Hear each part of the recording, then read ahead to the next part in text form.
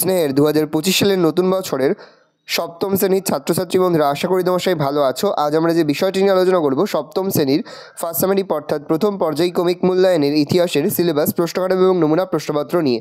প্রথমে তোমরা সিলেবাসটা দেখে নাও, কী কী বিষয় তোমাদের ফার্স্ট সামারি অর্থাৎ প্রথম পর্যায়ক্রমিক মূল্যায়নে থাকবে। প্রথম পর্যায়ক্রমিক মূল্যায়নের ক্ষেত্রে ফুল মার্কস থাকবে তোমাদের 30, আর সময় তোমায় থাকবে 1 ঘন্টা।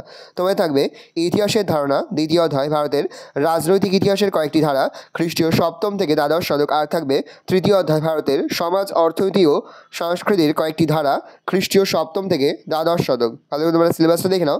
এবার আমরা নমুনা প্রশ্নপত্রটা দেখে সরাসরি স্ক্রিনে কিন্তু সরাসরি স্ক্রিনে তোমরা সপ্তম শ্রেণীর ফার্স্ট সামারি অর্থাৎ প্রথম পর্যায়ক্রমিক মূল্যায়নের ইতিহাসের কোশ্চেনটা দেখতে পাচ্ছ।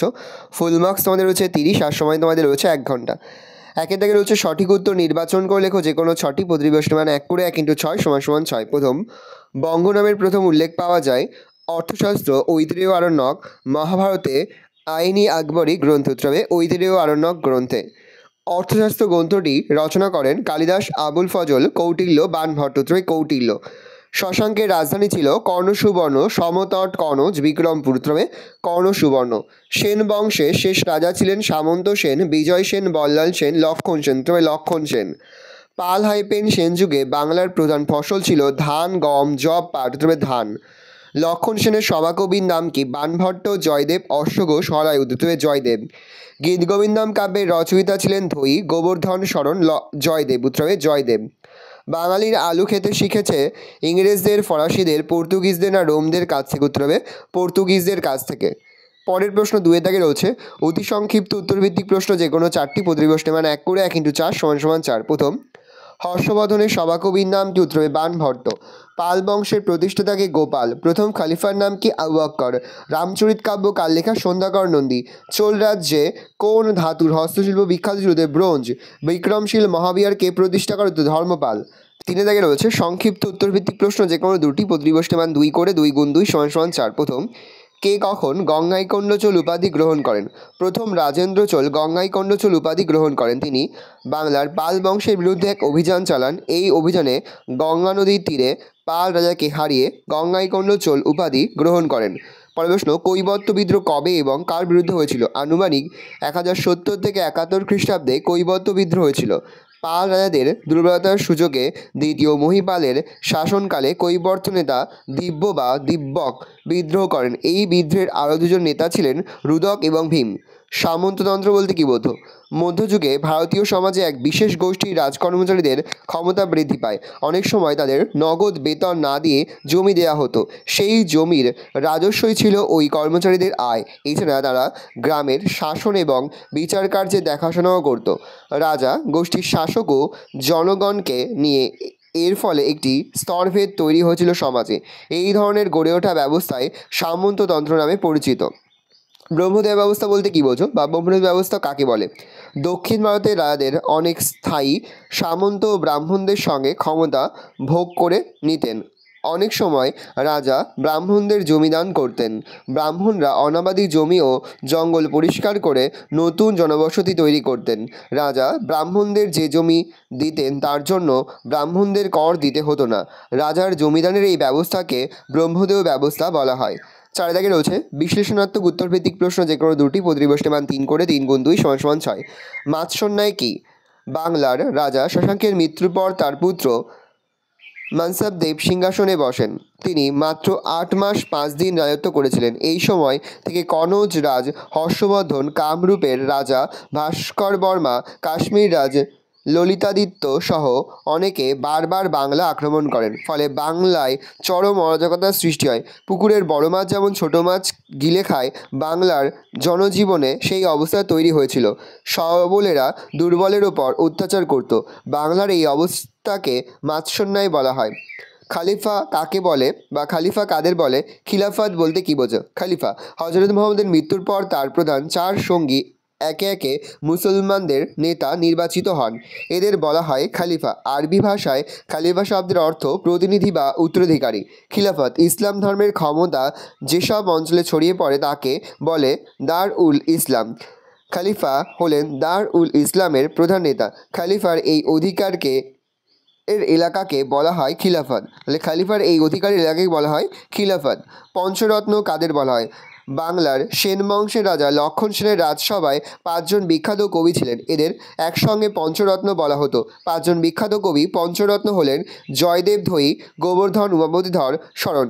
এদের মধ্যে কবি জয়দেব ছিলেন রাজা লক্ষণ সেনের রাজসভার কবি। তিনি গীতগোবিন্দম কাব্য রচনা করেছিলেন। কবি ধৈ রচনা করেছিলেন পবনদূত কাব্য।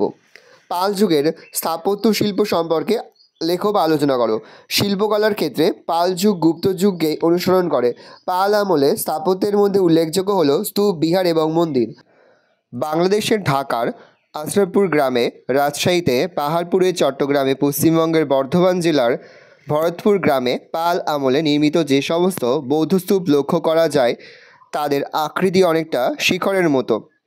সোমপুর বিহার ছিল পাল আমলের স্থাপত্যের অন্যতম নিদর্শন এবং এই বিহারের মধ্যে অবস্থিত মন্দিরটিও এক্ষেত্রে উল্লেখযোগ্য। পোড়ামাটির ইট দিয়ে তৈরি চারকোনা এই মন্দিরে গর্ভগৃহ, প্রদক্ষিণ পথ, মণ্ডপ ও সূর্য স্তম্ভ ছিল। 5 দাগে রয়েছে ব্যাখ্যামূলক উত্তরভিত্তিক প্রশ্ন, যে কোনো দুটি, প্রতিপ্রশ্নে মান 5 করে, 5 গুণ 2 = 10। প্রথম, পাল বংশের শাসকদের সংক্ষিপ্ত পরিচয় দাও। বাংলার ইতিহাসে পাল বংশের প্রতিষ্ঠা এক গুরুত্বপূর্ণ অধ্যায়। পাল শাসনের প্রথম 100 বছর ছিল এই বংশের গৌরবময় কাল। পাল বংশে শাসকদের পরিচয়। প্রতিষ্ঠা। বাংলায় পাল বংশের প্রতিষ্ঠা করেন রাজা গোপাল। তিনি আনুমানিক 750 খ্রিস্টাব্দ থেকে 774 খ্রিস্টাব্দ পর্যন্ত রাজত্ব করেন। তিনি বাংলার অধিকাংশ অঞ্চলকে নিজের শাসনাধীনে এনেছিলেন। ধর্মপাল। গোপালের মৃত্যুর পর বাংলার সিংহাসনে বসেন তার পুত্র ধর্মপাল। তিনি ত্রিশক্তির সংগ্রামে অর্থাৎ ত্রিশক্তির দ্বন্দ্বে অংশগ্রহণ করেন। প্রতিহার রাজ নাগভট্ট কনৌজ দখল করে ধর্মপালকে পরাজিত করেন। পরে রাষ্ট্রকূট রাজ তৃতীয় গোবিন্দ আর্যাবর্তে এসে নাগভট্টকে পরাজিত করে দাক্ষিণাত্যে ফিরে যান।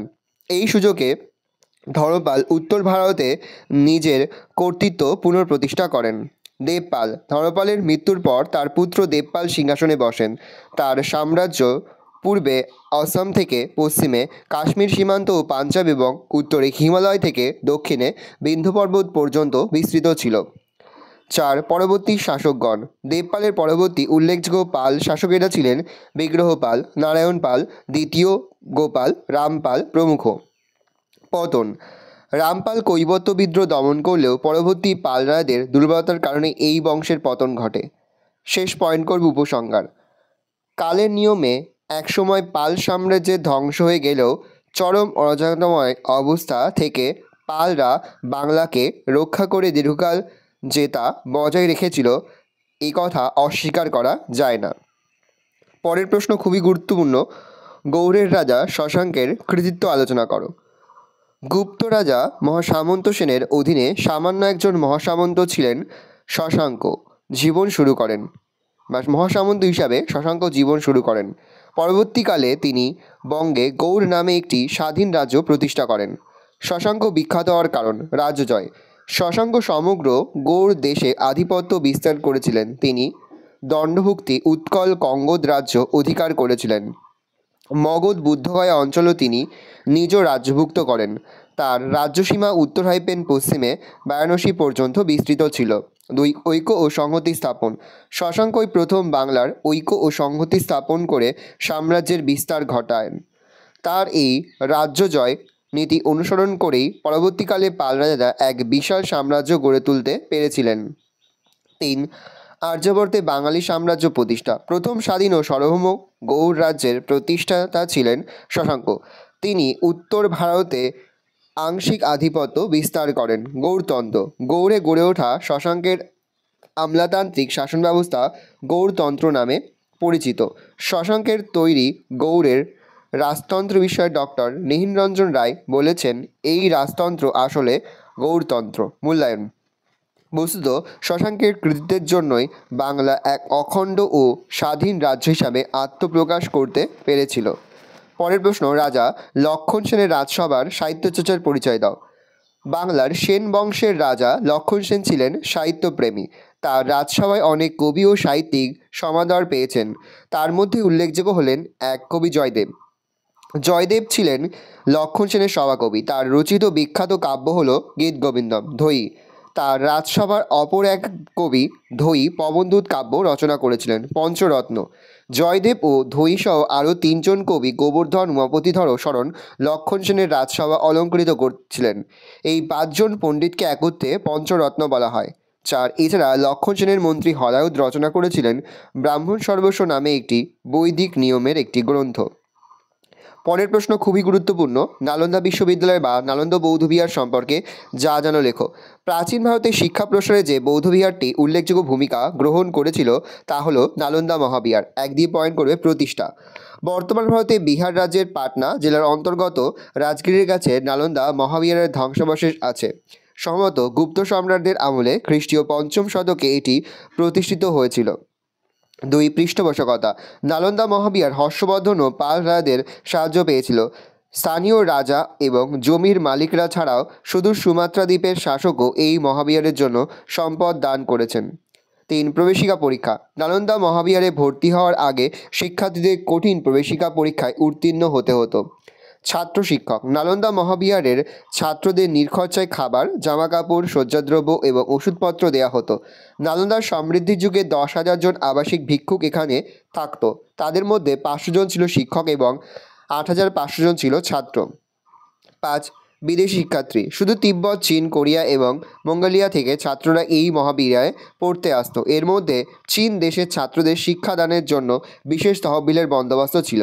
হিয়েন-সাং এই বিহারে শিক্ষালাভ করেছিলেন। পাঠ্যসূচি: নালন্দা মহাবিহারে পাঠ্যসূচিতে ছিল বৌদ্ধশাস্ত্র, বেদ, নীতিশাস্ত্র, আয়ুর্বেদ শাস্ত্র, ব্যাকরণ, গণিত প্রভৃতি বিষয়। পতন: ত্রয়োদশ শতকে তুর্কি আক্রমণকারীরা বিহার অঞ্চল আক্রমণ করে এই মহাবিহারের ব্যাপক ক্ষতি করেছিল। উপসংহার: নালন্দা মহাবিহারের শিক্ষা দীক্ষার খ্যাতি একসময় সমগ্র এশিয়ায় ছড়িয়ে পড়েছিল। 2014 সালে বিহারের রাজগিরে ধ্বংসপ্রাপ্ত নালন্দার পাশে নতুন করে নালন্দা বিশ্ববিদ্যালয়ের যাত্রা শুরু হয়েছে। ভালো করে দেখে নাও, এই রয়েছে টোটাল তোমাদের ফার্স্ট সামারি অর্থাৎ প্রথম পর্যায়ক্রমিক মূল্যায়নের 7ম শ্রেণীর ইতিহাসের কোশ্চেন পেপার। ভালো করে কোশ্চেনটা দেখে নাও। আশা করি ভিডিওটা ভালো লেগেছে। ভিডিওটা ভালো লাগলে ভিডিওকে লাইক করতে ভুলবেন না। আমার চ্যানেল নতুন হও লাল কালার সাবস্ক্রাইব প্রেস করে পাশে বেল আইকনটা প্রেস করো যখন নতুন কোনো ভিডিও আপলোড করি সবার ফার্স্ট নোটিফিকেশন তোমরা পেয়ে যাও। আর এই ভিডিওটি তোমার বন্ধু বান্ধবী আত্মীয়স্বজন সবার মধ্যে কিন্তু অনেক শেয়ার করে যারা বছর 7ম শ্রেণীতে পড়ছে। আমরা কিন্তু ইতিমধ্যে 7ম শ্রেণীর প্রতি বিষয়ের সিলেবাস, প্রশ্নকার এবং নমুনা প্রশ্নপত্র কিন্তু আপলোড করে দিই। এখনও পর্যন্ত সেই ভিডিওগুলো না দেখে থাকো, ভিডিওগুলো কিন্তু তাড়াতাড়ি দেখে নাও। তোমাদের সকলকে জানাই আগাম পরীক্ষার অনেক শুভেচ্ছা এবং অভিনন্দন। আশা করি সকলের পরীক্ষায় খুব ভালো হবে। কোনো প্রশ্নের উত্তর লিখতে বা বুঝতে যদি কোনো রকম অসুবিধা হয় তাহলে কিন্তু নির্দ্বিধায় কমেন্ট সেকশনে কমেন্ট করে জানাতে একদমই ভুলবে না। আর তোমরা কোশ্চেনটা দেখে নাও।